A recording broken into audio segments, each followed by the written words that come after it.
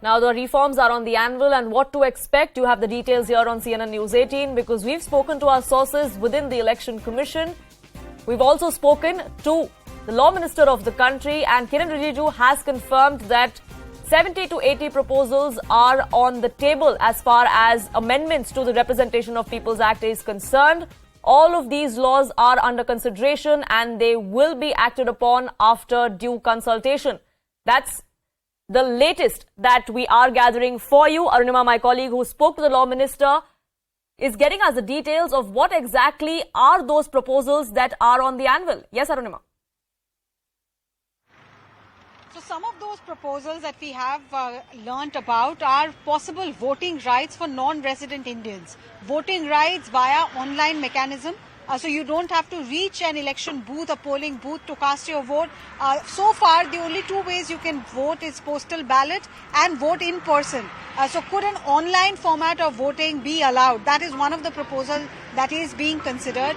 Voting rights for the NRI community, that's the second thing that is being considered. How should, and the election challenges that happen. Two candidates challenge each other's election, and it takes 10 to 15 years for the judiciary to decide on that, making that petition infructuous. So reforms which make it pertinent for the judiciary to decide this in a time-bound manner.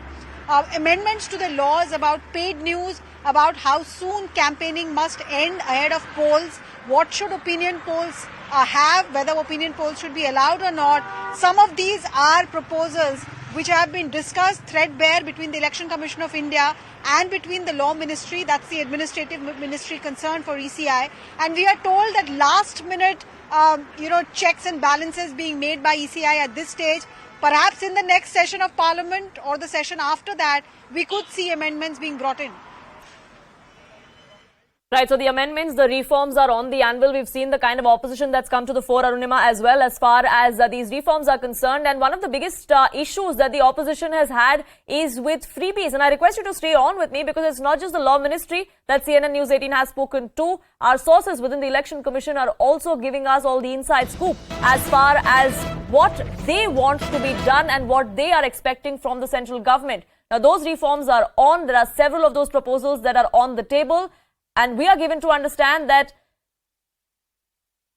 validity of time-bound decision on election validity in time-bound manner is also one of the proposals that the Election Commission has made to the central government, to the Law Ministry. Opinion and exit polls is also something that is in the talks, Arunima.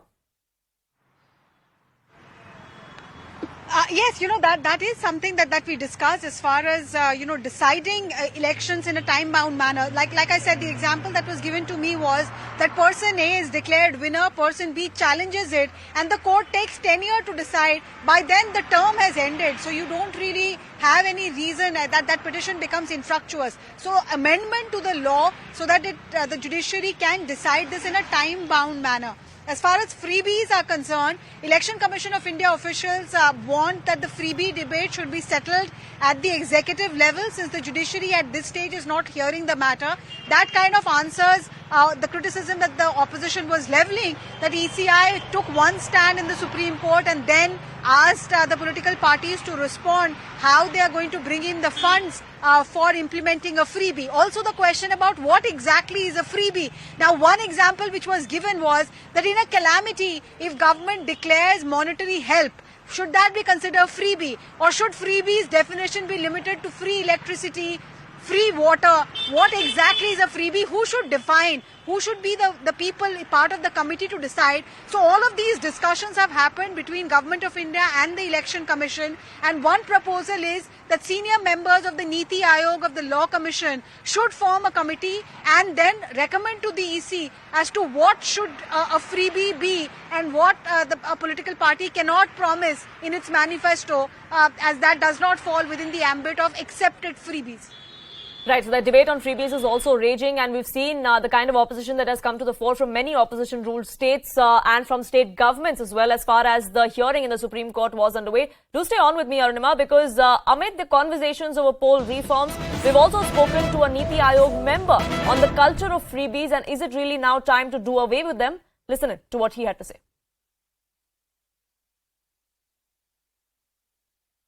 A raging discussion has been on about freebies in the country. The Prime Minister has spoken his mind. Different political parties also have spoken their mind. EC has also now stepped in. Supreme Court has made its point of view clear. What are the views of the NITI Aayog on this? What are your views on this? My views are that all kind of freebies are not bad. Some kind of freebies are needed. When freebies cross some limits, when freebies are given to non-deserving people, when freebies are not targeted, when freebies started affecting fiscal health, and when freebies start doing more harm to growth than good, then I think we need to draw a line that what amount of freebie should be given, to whom should be given, and how much should be given.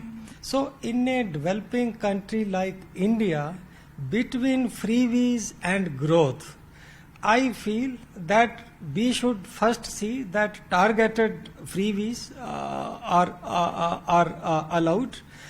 Rest of the freebies should not come at the cost to the growth. Now, Arunima, the EC seems to be very, very keen on cleaning up the entire electoral policy, the electoral process in the country. The push on capping of donations or wanting a policy as far as freebies is concerned is aimed at exactly that. See, the current union government is also very uncomfortable with this idea. They say that if you are going to give out free electricity, free water, everything free, then there will be a burden on the exchequer. A specific example that was quoted to me was the pension promise that is being made in the run-up to the Gujarat elections. What is being said is that if you're going to make such promises, how are you going to help the economy? Because after all, the tax that is coming in is only limited. And that is why Election Commission has moved and sought details from political parties that if you're going to promise a freebie, give us details about how you're going to fund that freebie that you're announcing. But we are calling it a freebie. ECI also wants the terminology defined as well. What should be allowed, what should not be allowed. Of course, the opposition parties are already crying foul. They are accusing EC of exceeding its mandate. So once the government and the ECI agrees, perhaps we will see consultation at the level of that committee. But at this stage, it's very clear that this debate is open and ECI has moved with its proposal before the union government. Right, Arunima, thank you so much for getting us the very latest and, of course, the exclusive information from both the Election Commission and from the Law Ministry. I'm opening this up.